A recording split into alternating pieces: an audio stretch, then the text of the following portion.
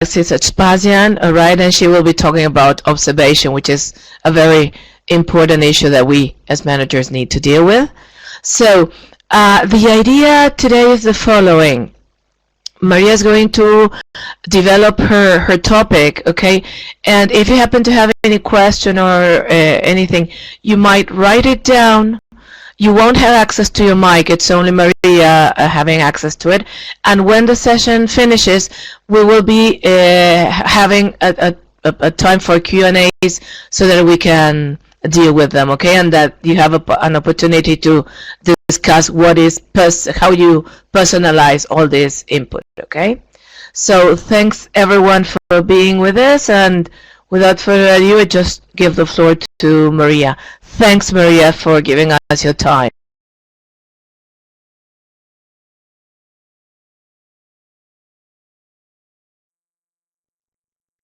Thank you, everyone. I hope you can hear me. It's lovely to be here, and I feel very happy to have all of you coming here. I mean, today is a Sunday, and in some parts of the world, it's supposed to be a day when no work is done.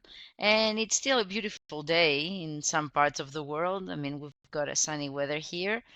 So today we are going to talk about something that managers, school owners, teachers, people who work in foreign language schools, universities, and they deal with ELT, even publishers, talk about a lot. I believe if we had €1, £1, $1 for every time we heard this phrase, oh my God, lesson observations again, and it could be either the observer or the observee who says that. But at the same time, they have been what the first part of the question says, an invaluable tool. And they are not just a tool for teaching. We do use it at university when we train teachers. We use it to assess the success of certain courses or methods, to develop and hone skills for teaching, but it is a great diagnostic tool as well. It has great value in the fact that we can take a sneak peek into the classroom and see what is happening. So it is used both when we hire teachers for appraisal, but also it is one of the main tools used by accreditation boards when they want to ensure that there is quality and the quality promised by the educational institution is actually in place. So it is a quality control tool, but it is also a source of data. And when I say data, I mean for research purposes. Teachers use it to see how their own teaching develops. We can use it as managers to see how teachers fit in the institution. We can even see the dynamics of a group. Lesson observations have been used in cases when students felt that they did not belong in a group, so it's a good idea to see how the group performs and how the individual student performs. But in general, in the last few years, despite the efficacy or not, which can be debated and depends on experiences, different experiences that professionals may have had, we get these negative comments about observations. And this is what I would like to zero in today. Why the bad rep? Why have we got all these problems with such a useful tool? So we've established the fact that it is very hard to escape observations if one is an ELT professional, because they're omnipresent, they're everywhere. They are not just a part of our training or our university education. It is also part of our career development, our appraisal. And the question is, why would anybody consider escaping observations if they are so useful, if they are such great tools in order to develop our skills? And the answer would be that a lot depends on how observations are viewed by management, how they are presented to the people who will be observed. And the problem is that sometimes it can be misunderstood as a tool. Unfortunately, it can be seen as something very autocratic, imposed on the teacher, and in a way, it can be seen as a way to show that there is one correct way of teaching or one correct opinion about how this group or this material should be conducted. At the same time, I believe that anything observed is stressful. It's not just teachers. I believe that a lot of other professions and vocations require observed practice, practical demonstrations, which are for teaching purposes also assessed. And there is something that makes them really nerve-wracking if the people who are observed are not supported. So if it is done as it should be done, so that it can have real and true value, observation is a time-consuming tool. And we'll come back again to the aspect of time, mainly so that we can see, we can discuss the frequency.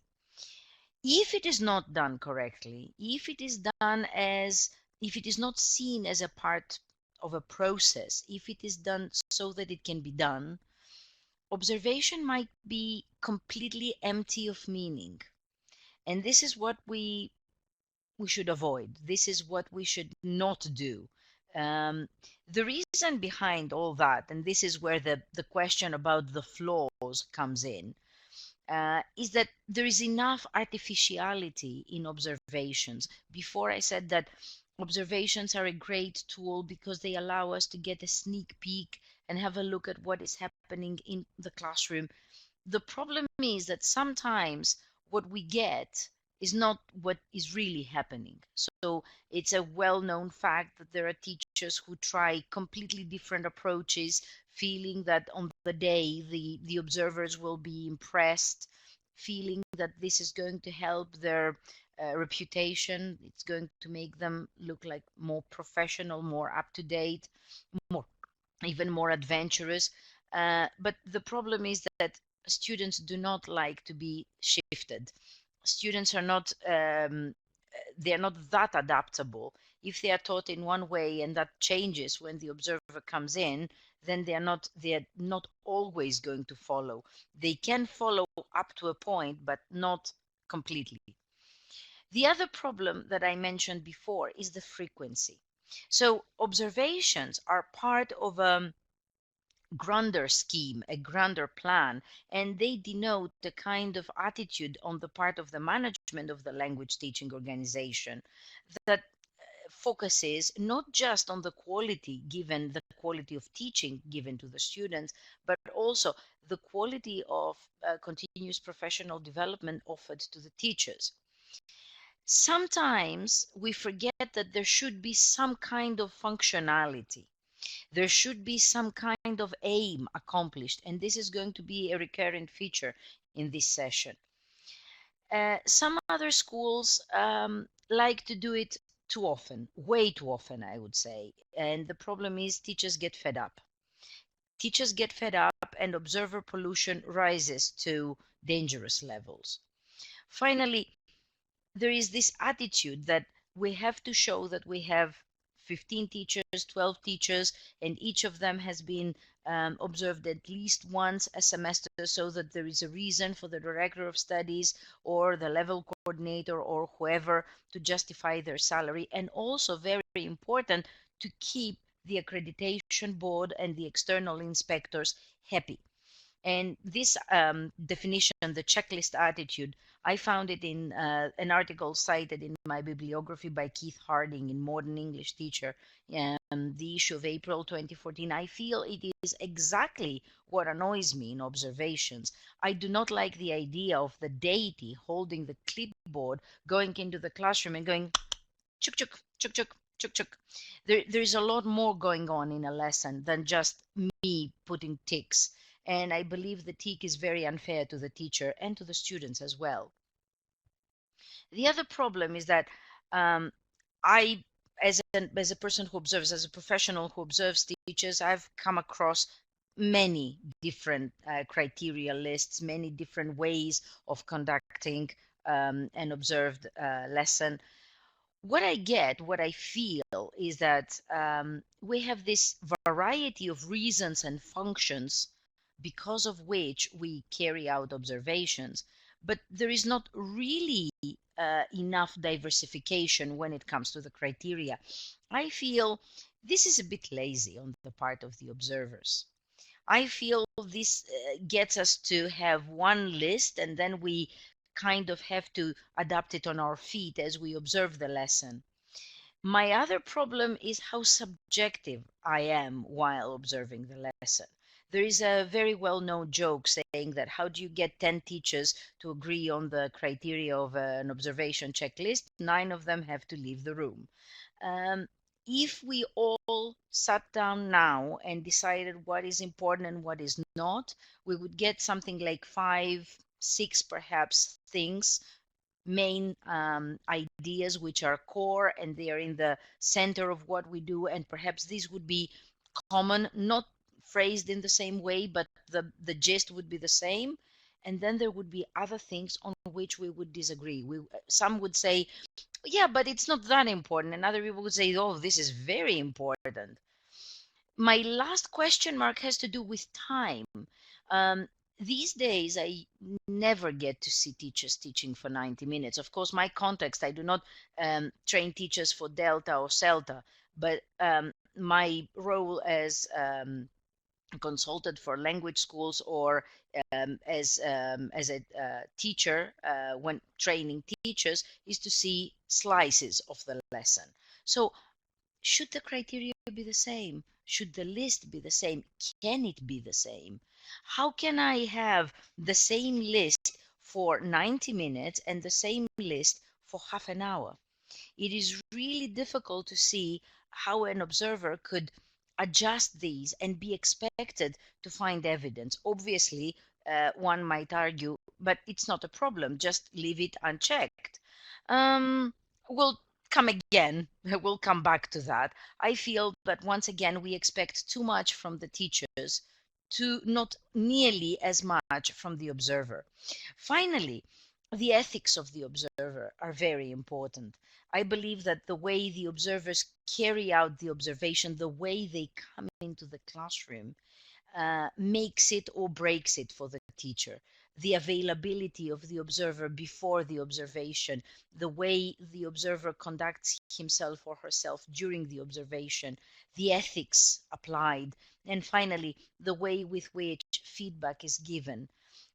All of these give or take away meaning, meaningfulness, and importance from the whole process. Another problem that we have, or we may have, is the focus of the observation. Obviously, when we observe lessons, the idea is that we observe the lesson. But then again, teachers are always requested to give the lesson plan and to hand it in a day, 2 days, a week before. Sometimes I feel that we are in a difficult situation to decide where to place our focus. Is it the lesson or is it the actual lesson plan? Now, in my experience, and once again, I train teachers, so what I see is that their lessons are not as successful as they could be being trainee teachers because they fail to take certain factors into consideration and provide a plan B or work in a more in-depth and analytical way so that learners would be supported so that they would have the learning outcomes. At the same time, there are issues, there are cases where we see that the lesson is actually successful. Learners are learning and they're also having fun. But the lesson plan is not exactly followed. So where should we focus? Of course, it's the lesson we are observing, not the lesson plan. And here is the recipe analogy, which I'm very happy to say that I found in an article cited again in my bibliography by Angela Rogers in English Teaching Professional, March 2005. So what Angela Rogers says is that I taste the cake, the cake is delicious, but the person who has made the cake has not followed the recipe. Do I know that? Do I care? And as experienced educators, we have to wonder, do lessons fail only due to problems in planning? Finally, and this relates to what we are going to discuss later, do we celebrate only the accomplishment, or do we celebrate the process and the effort made as well?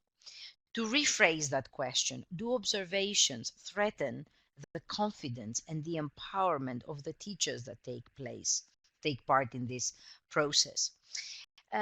Observed teaching, observed and assessed teaching practice, observed lessons, they all share one thing in common. They're very public. The teacher is usually the person that um, is, no matter how learner-centered or teacher-centered the lesson is, the teacher is by definition the person in the center of this process. Students know the teacher as the person they listen to and whose teaching they follow, and all of a sudden observations come to change that balance. The teacher is being tested. The teacher has somebody else who is actually writing down things about the teacher. This might mean that teachers are also set to race against each other. Whose observation scores better? Who is observed more frequently and why? And are we using the same criteria for everyone? Should I use the same checklist for a person that has been a professional that has been working for years? Should I use the same checklist for a novice teacher who has just joined our school? Um, and what do I accomplish if every time we use this checklist, I check the same things? Great in these aspects, great in this area, great way of, for example, supporting students, great material, great way of adapting, but problems with teacher talking time, or problems with phrasing instructions, or problems with class management, or whatever else. Uh, Another question that comes up, and I've already mentioned observer pollution, which is the term used for the invasion of a person that has nothing to do with the group, and the fact that this person has a weird role. No matter what we tell the learners, they feel it. They know that this is an artificial situation. It doesn't matter who observes the lesson. It could be a parent, it could be a student teacher, it it could be another teacher as part of peer observation schemes. Students change, and the change might be very positive. It might be also negative. They might not feel that they have room to make mistakes, or they may feel that all of this is happening to check them and to check their performance report to their parents. This can be a major stumbling block for teachers to try out new techniques, new methods. And the question that is related with that is, how far do observations stop learning? We all know the problem with testing. Testing stops learning in class. Perhaps the same happens when there are too frequent observations.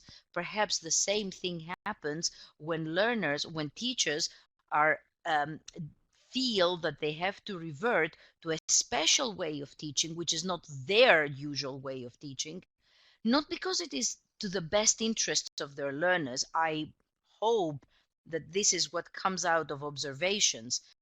The idea that, okay, I tried this and it didn't work, I tried that and it didn't work, so time to try something else. I am afraid that there are teachers who have, in a way, certain techniques, certain activities that are crowd pleasers, and these are used so that they can get a good observation report. And they have tried these so many times that they have a certain ease and a certain comfort. But behind the whole process of observation is continuous professional development. So if we guide teachers, if we lead them to feel afraid to try out new things and exit their comfort zone, I'm not so sure if we are not contradicting the main purpose of observations. My final point could be easily misconstrued, and I need to explain things. In my country, and I'm not sure if this happens in other country, up until recently, like what, 5 years ago, people could take a C2 certificate no necessity to get a particularly good grade, like, A or B, any acknowledged C2 certificate, acknowledged, I mean, by the ministry, the Greek Ministry of Education. And given the fact that they were 18 and above, and they had graduated senior high school, once again, not a particular grade was required, they could get a teaching permit. Right now, I don't think anybody is certain about the exact number of teachers who teach with a bare teaching permit. I have to stress that because there are many professionals who have a teaching permit but have a lot of other qualifications and university degrees on top of that. The problem is that there are teachers who never had any proper training. There are teachers who have never been taught and trained in how to set aims and learning outcomes, how to write an efficient, well written lesson plan that is actually functional, not written in a way that impresses people, but has actually little practicality and takes hours to write and cannot be actually applied in anybody's teaching reality when we teach for about 20, 30 hours a week. Therefore, I have to wonder if teachers teach, but they have not been trained and they have not been taught how to devise lesson plans and how to teach. Should they be observed using all those checklists that mean nothing to them? Of course, the question is even more general, should they be allowed to teach? Which is why things have changed, and now this is not does not happen anymore.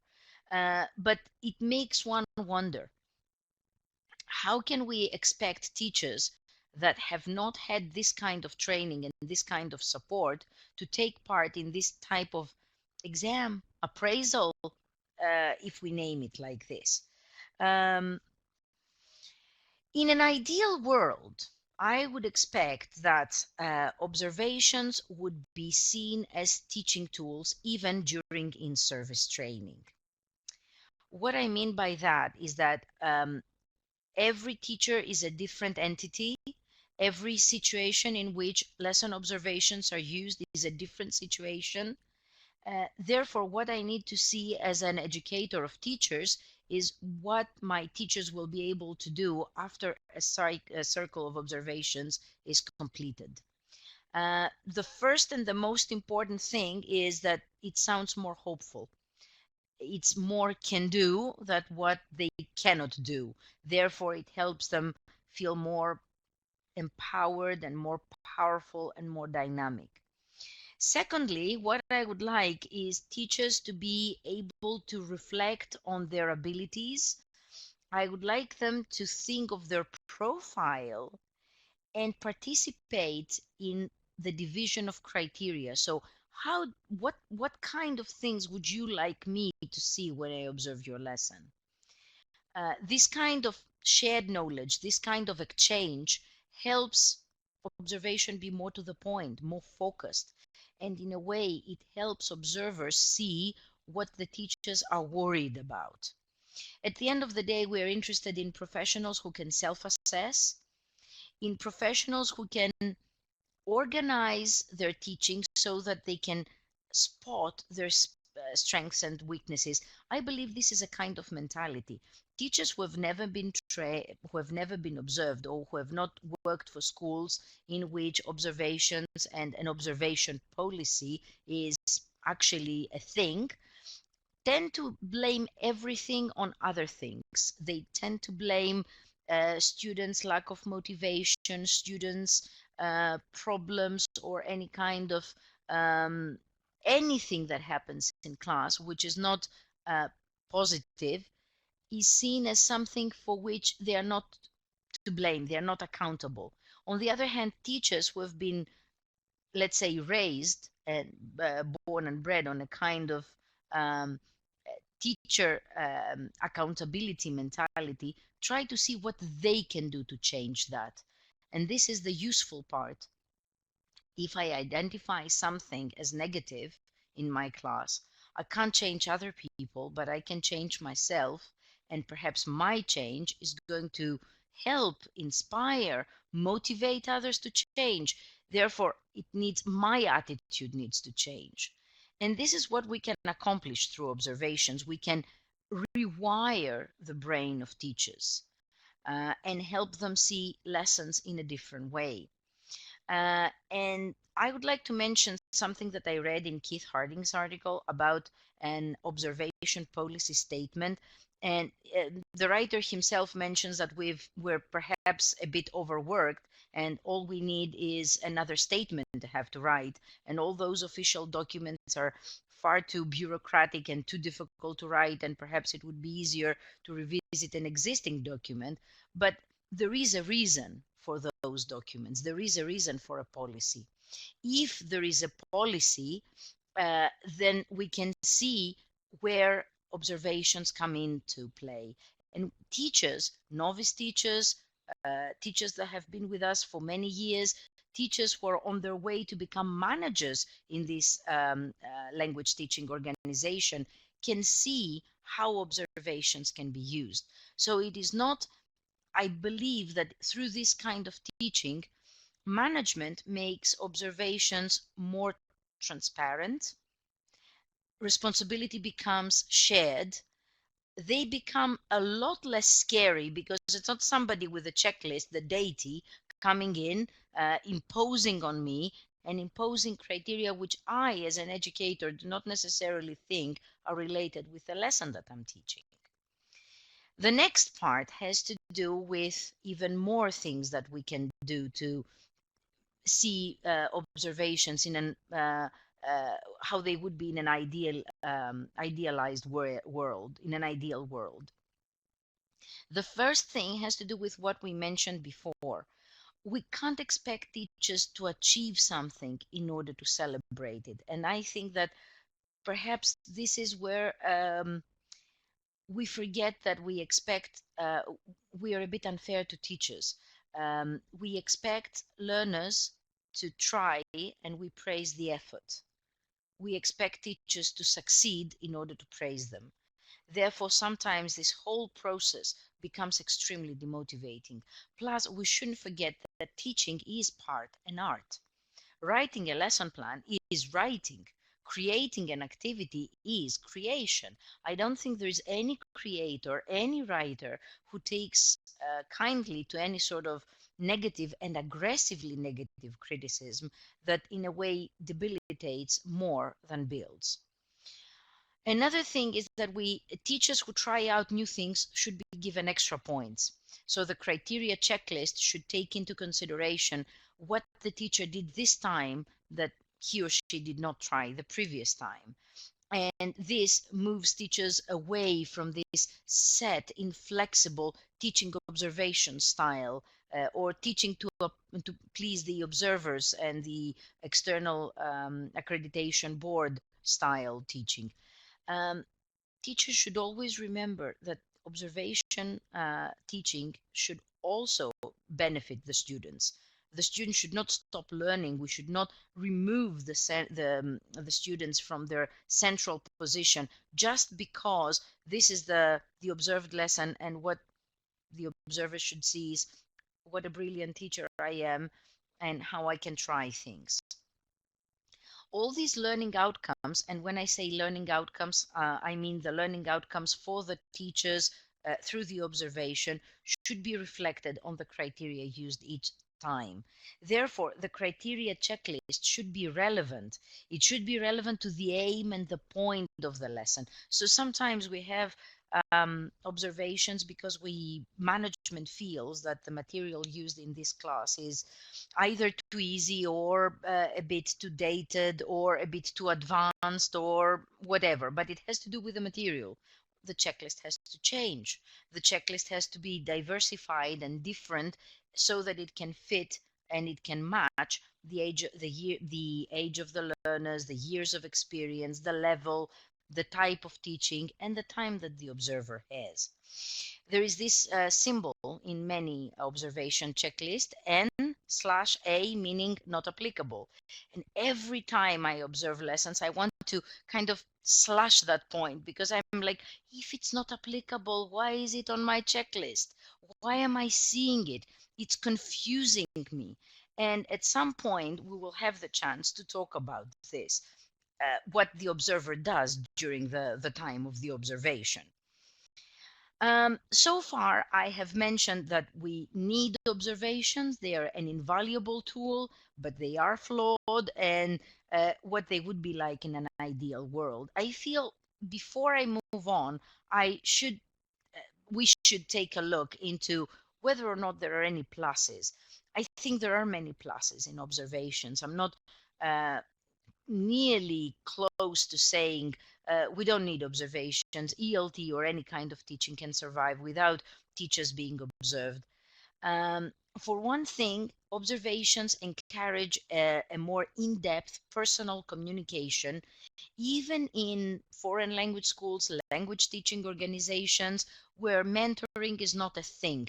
Face-to-face communication might be because of practical issues, complaints, or perhaps it could be because we have to discuss salaries or next year's contract. But these are the very practical things.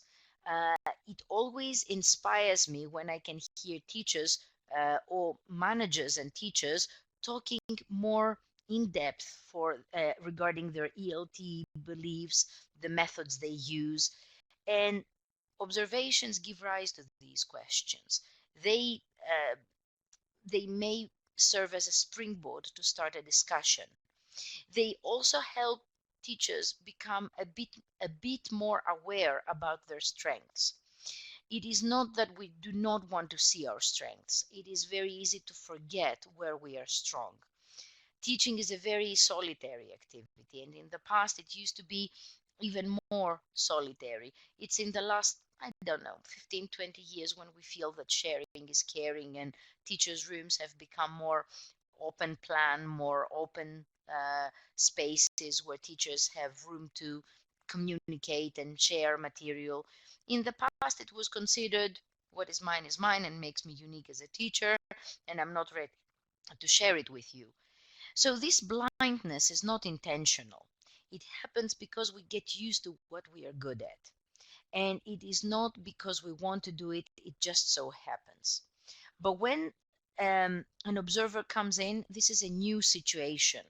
So we can see observations as an agent of defamiliarization, both for us and the learners. If this tool is used with, let's say, wisdom and moderation, then we don't run the risk of overdoing it. It can also be very motivating, and it becomes even more impactful when the results of observations are fed into the type of training that teachers need to do, or when these results are fed into the kind of training that these teachers can supply for their colleagues. So in a way, observations are much more than a way of appraising whether or not teachers are good enough to be rehired, or if students are good enough to pass their exams or go into the next year. In a way, they help teachers find their own voice, and their voice should be heard. Their voice should be really audible during the before, the while, and the after stage. All of these, the ideal world, the ideal situation, all of these would happen and can happen if observations are carried out in an ethical way. Let's have a look at what we mean by an ethical way. Once I work for a summer school in every summer, and for the first year of my employment, I was a teacher, and that was the summer of our first accreditation. So there were a lot of observations. I believe I was observed every single week, not formally, not with a lesson plan, but there were people who wanted to know what we could do and what we couldn't do. And I must say that it was a positive experience, but there was one time when I was observed by two observers. Now imagine a small group of students, one teacher, and two observers who kept speaking. They kept chatting. I still don't know what they were saying. All I'm saying is that it made me feel like I was the little panda in the pen being examined by the zoologists. And this was not something that I enjoyed. As we said before, we need to listen to the teachers. I remember, once again, going down memory lane, in summer 1994, I had my first academic management course for directors of studies.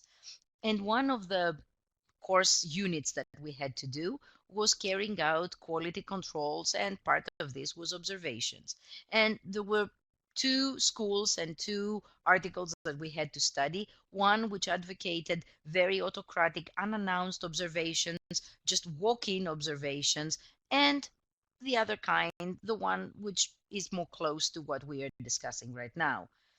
And there were a lot of colleagues who were so convinced that any kind of observation that has been announced, that has been discussed, which is announced to the teacher, and the teacher knows exactly when the observer is going to come, so on and so forth, is worthless. Personally, I feel that if the teachers are not involved in this, then they feel that this is something imposed, something invasive, and in that case, the wild stage suffers. The wild stage for me is, well, obviously for all of us, is the greatest part of the observation. And we need to step back and let the teachers do what they do best, which means that the observer should really be a fly on the wall. The role of the observer and what the observer can do during the observation should be discussed beforehand, and there is a lot that we can say about that. But it's different when the observer walks in and tries to get a lot of attention, speaks, moves chairs, desks, tries to find the pen, switches off mobile phones, yawns, looks out of the window. I believe that observers should be very focused. They should really show how important this process is for them. And at the same time, they should be mindful of what their face and their general attitude does to the teacher. The word would be poker face. Do not show anything, though we are people, and if there's something funny going on, laughing or sharing a joke with the students can be an enjoyable experience. During an equals observation, I was trying to explain in English a word to one of my students who kept getting it but couldn't get it, and the pronunciation was a bit tricky. So he tried and I tried and we both tried, and in the meantime, that was an equals observation, and time was running out and things were tight, but he did it, and the observer went, hey, which was so human. And it's what made me feel okay. She's a teacher, she understands me, she understands what I'm going through. Another thing that we have to keep in mind is that observers have way too much to do during the observation. I always carry the lesson plan with me, though I have studied it before. But simply reading, ticking, writing down, because sometimes what I see on my checklist does not reflect what I see in the teacher's lesson. Therefore, I have to be able to supply more notes. Therefore, I have to take notes, and at the same time, something else happens. If I am to take part in activities, if I am to answer questions or play games, I need to know that. And it's a different type of observation, as we will see in a minute. I need to be very ready. I need to be absolutely prepared before the observation. I need to have a set of guidelines, and these guidelines need to be discussed with the teachers, because different teachers want or need different things. One thing, for example, that might have been something that we could do some years ago but might not be a thing right now is spontaneously take a photo or spontaneously record something with our phones. Right now, all those spontaneous recording, because of all the sensitive data regulation, is becoming a bit less okay, so it should be discussed from before.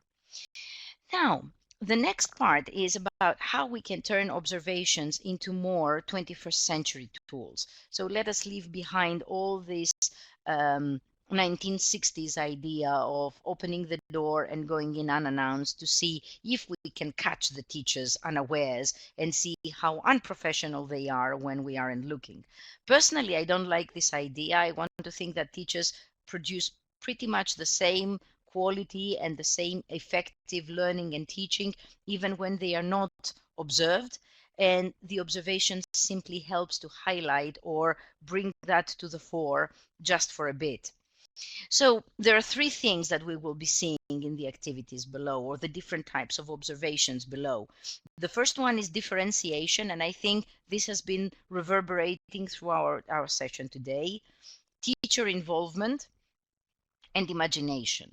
So if we look at imagination and differentiation and involvement, we can definitely transform observations. So the first thing is actually self-evident.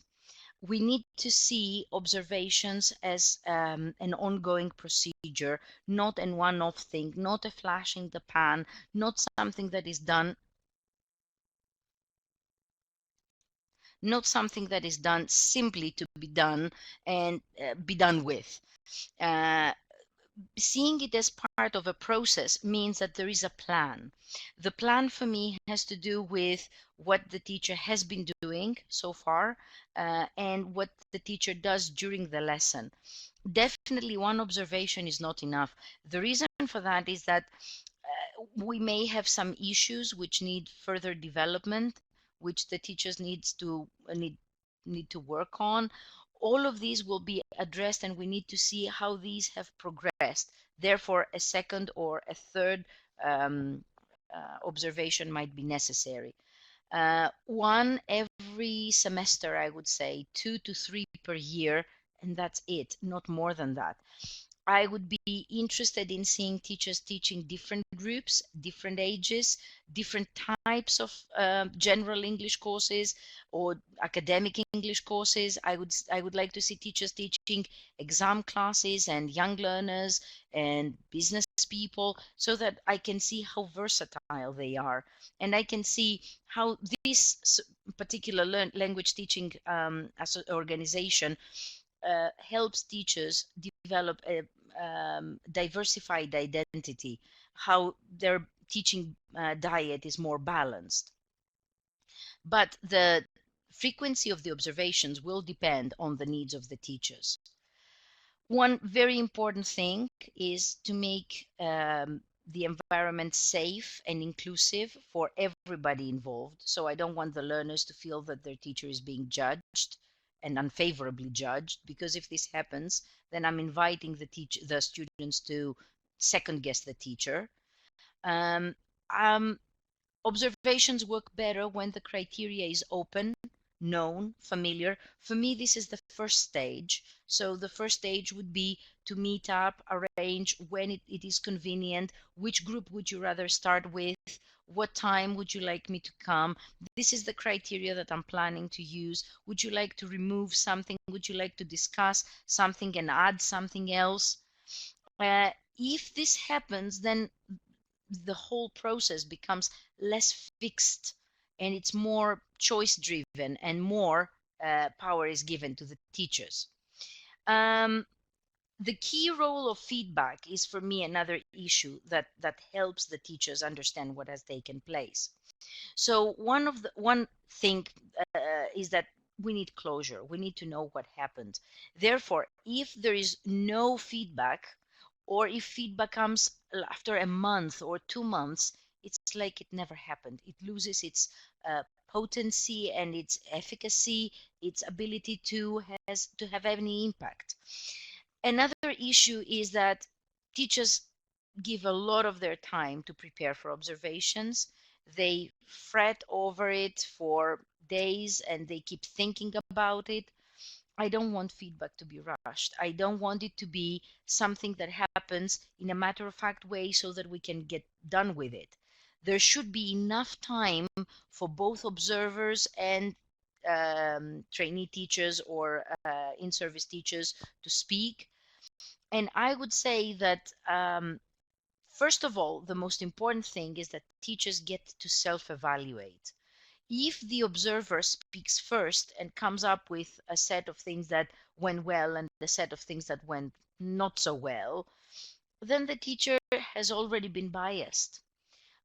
Personally, I always invite teachers to tell me how that lesson compares to their usual lessons with this class, if the students performed better, if they were not their usual self, perhaps feeling a bit self-conscious and awkward because of the presence of the observer. This helps us break the ice. Sometimes we share a laugh at this stage and um, we get to see how uh, we both saw the same thing.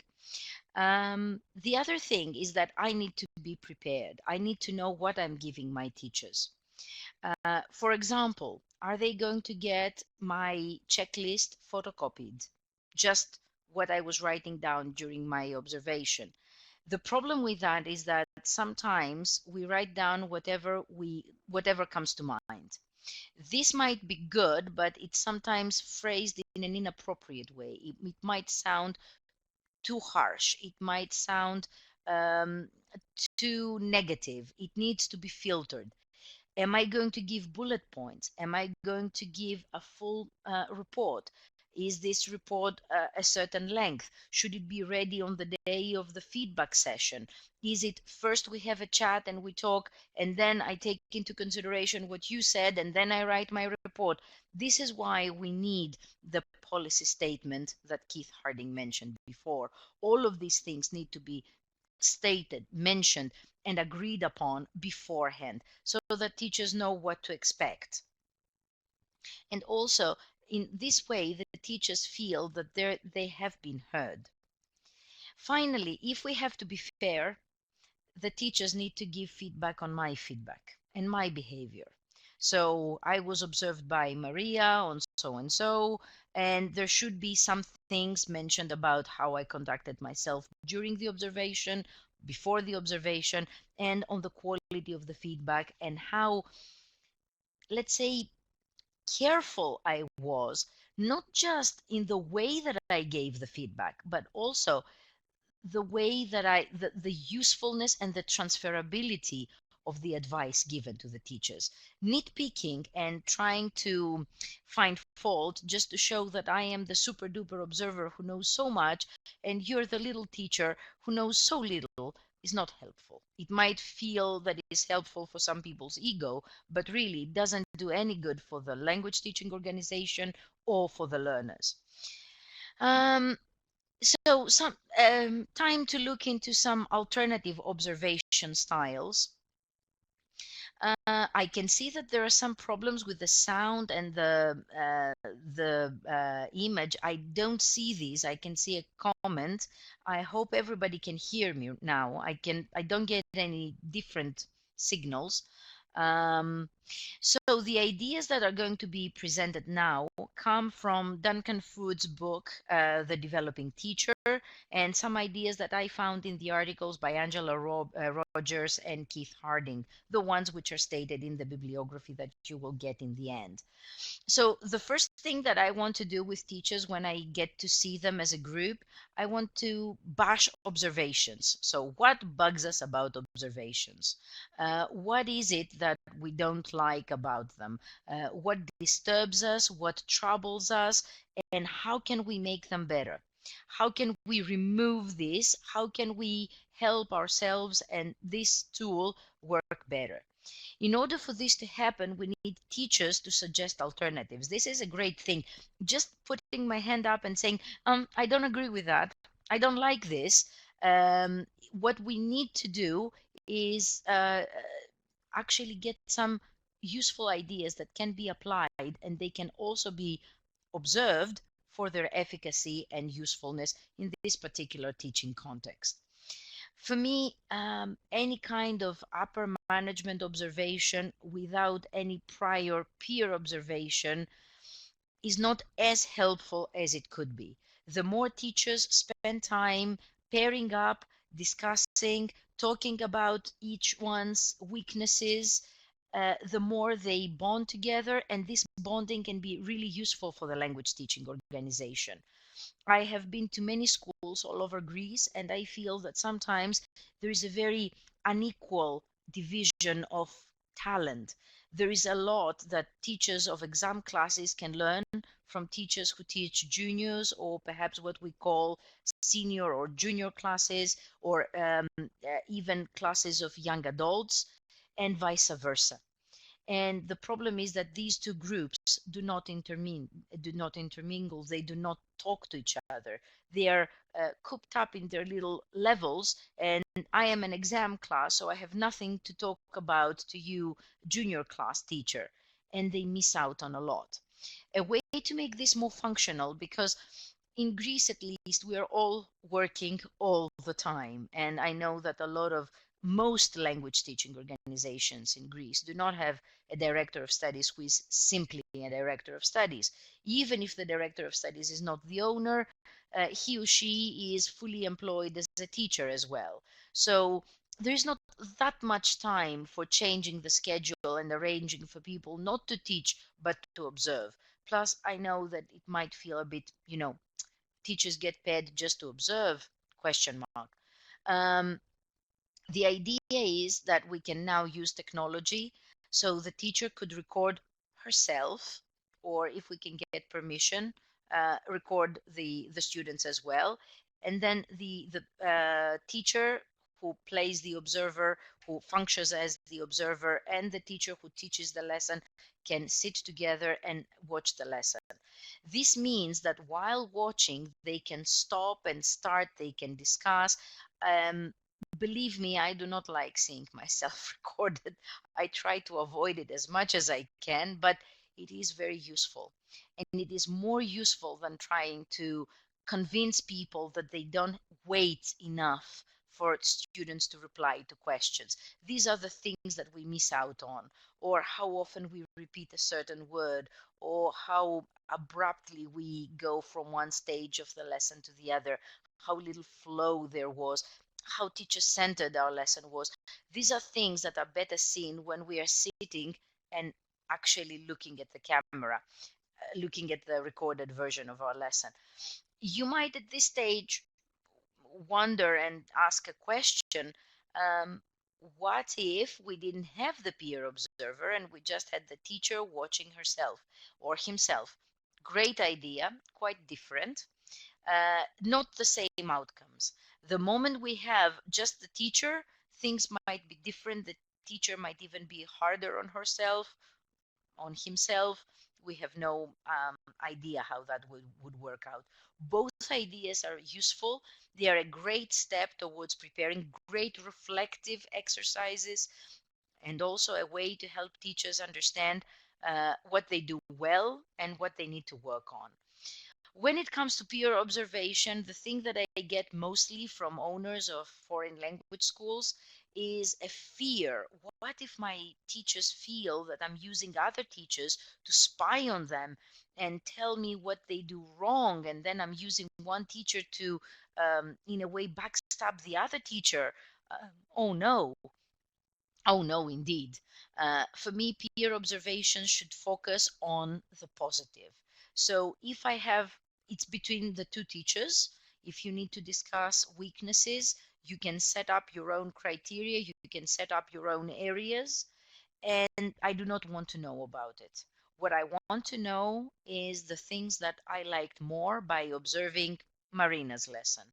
The one thing I'm going to apply in their own private discussion, they could go for 3 stars and a wish, or as Duncan calls it, 3 things I liked and a suggestion. And this is a way to make observation a bit less scary. So there is a lot that I liked and just one thing that you can change. Another observation style, which I'm really looking forward to trying out, hopefully this summer, is blind observation. And it's the observation style in which the observer walks in with a checklist, a set of criteria, but no lesson plan. So I don't know what the teacher has written, but I can see only the reality of the lesson. For those of us who train teachers, who teach at universities, methodology, or any other course, this can't work because obviously these are tertiary level courses. But for in-service training, I believe it will work wonderfully, and I'm really eager to see how that is going to work in practice. I feel it would make me focus more on the lesson and try to figure out what the lesson focused on. It's also very powerful because when during the feedback session when I will present my findings to the teacher and talk to them about what I felt the focus of the lesson was, if their own names are different, then it would be quite powerful and strong for the teachers and immediately visible that yes, you set those aims, but your lesson went to a completely different direction, to such a point where somebody observing your lesson thought that it aimed to achieve completely different things. I believe that management should not ask teachers to be observed unless they have observed them. This also goes for teachers or trainers. Before asking teachers to be observed, we should invite them to our own classes to see us. This kind of reciprocity makes me more vulnerable. It puts me in the place of the teacher who is going to be observed. And I know from my own experience as a trainee teacher, my own trainer invited me to her class and told me, I do hope this is not going to be a total disaster, and I do pray to God that I won't lose your respect after this, because really, we never know what is going to happen during an observed lesson. By making observations reciprocal, we manage to communicate this feeling of equality, and we show people that we all have a lot to gain. It really changes the mentality of the management and the mentality of the teachers as well. Finally, I believe that the same should apply when hiring teachers. So many schools invite potential teachers to be hired to present something, teach a class, or a group of teachers acting as students. This is all fine and it should happen to establish mutual fit or any other sort of ability on the part of the teacher, but they should first be asked to actually observe one of the lessons in this school so that they can gauge the way that this school works, what is allowed and what is not allowed, what we do and what we don't do in this school. We did mention the last one in passing in the previous slide. This is an idea that I am looking forward to try. The observer comes in the class and is one of the students, and the observer tries to learn and participates in the activities, talks to the learners, tries to see what they liked, what they enjoyed. This is an observation that focuses less on the checklist, less on the lesson plan, and more on the actual reality of the lesson. We are very close to finishing, so some concluding thoughts. We do know that we need observations. This is not something that we are going to start debating all over again. It is a tool that helps us understand the reality of lessons, classes, teachers, and materials, as long as we do get a realistic representation of what happens in these lessons and classes. To get a realistic view, we need to make them safe. The safer they are, the more shared and open they are, the less they are seen like the invasion of the troops, and the more teachers feel empowered. If lesson plans are harpooned, if people feel that we go into their classes to make them feel that they haven't accomplished anything, obviously observations are not going to be well received. We need to identify the outcomes, and by identifying the outcomes, we will be able to change our criteria checklist, modify it, and reflect this diversity. We also need to talk to teachers before that, make them actively take part, and they can do that while observing others. getting teachers to observe other teachers, making them understand that being the observer is not always easy, and making them understand that it is not, we don't use observations as a way to pull rank or play the smart one or be the one who is going to pass judgment on the other. But we run observations as a way of tapping onto each other's potential and learning not just about other people as teachers, but about ourselves as teachers.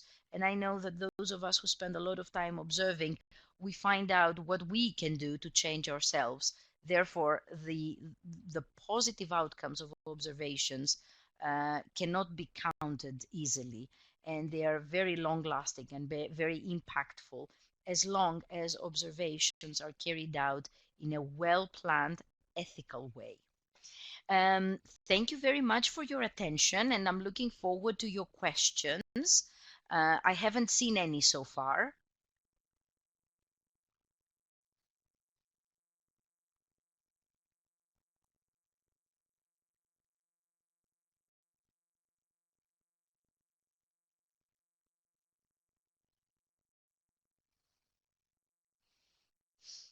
Thank you, Paula. It means a lot. I believe that we all have. I mean, it would be quite interesting to organize an IATF event in which we can share our gloom and doom about observations and our personal fears.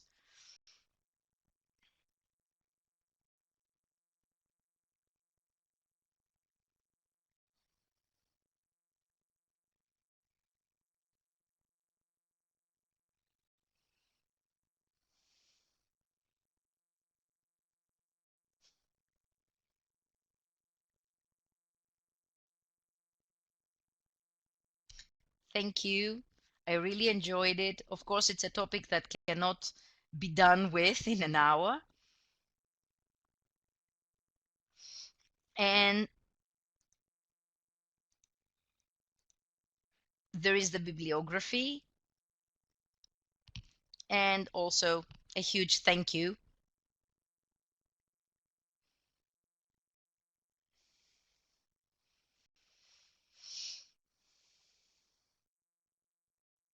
Thank you, Ellen. I really enjoyed it too. A big thanks to Marina for all her support, devotion, and dedication to this project. Thank you so much.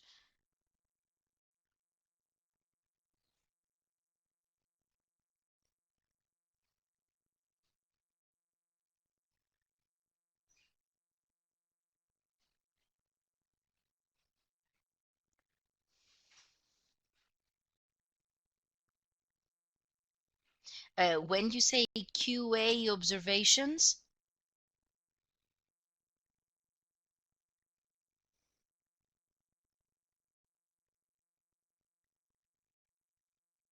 okay.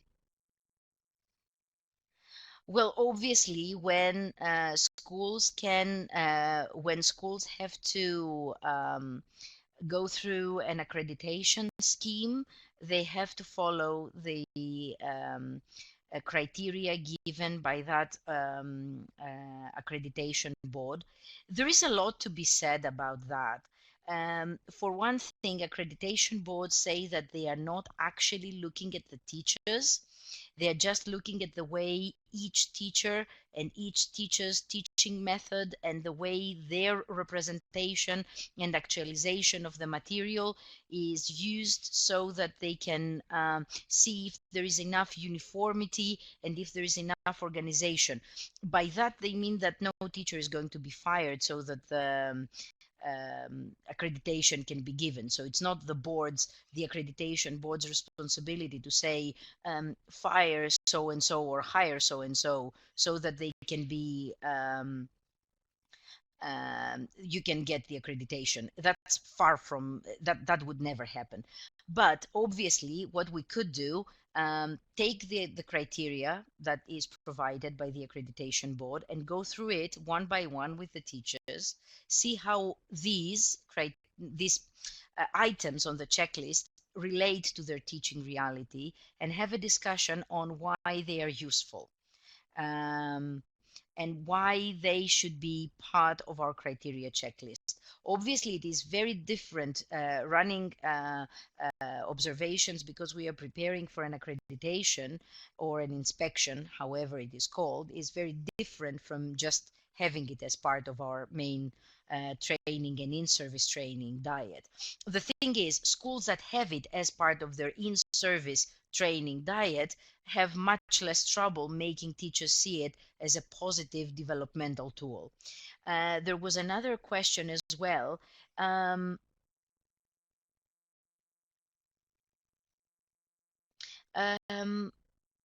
We can suggest it. We can't encourage teachers to record their lessons. I mean, there are so many practical problems. Some teachers may say, oh, it makes me feel too self-conscious. I focus too much on the camera. I don't focus enough on my students. I don't have enough memory on my phone. I'm not tech savvy enough to set it up. So we can't encourage it in a way. We can suggest it, and if one person does it and they get something positive out of it, if we get one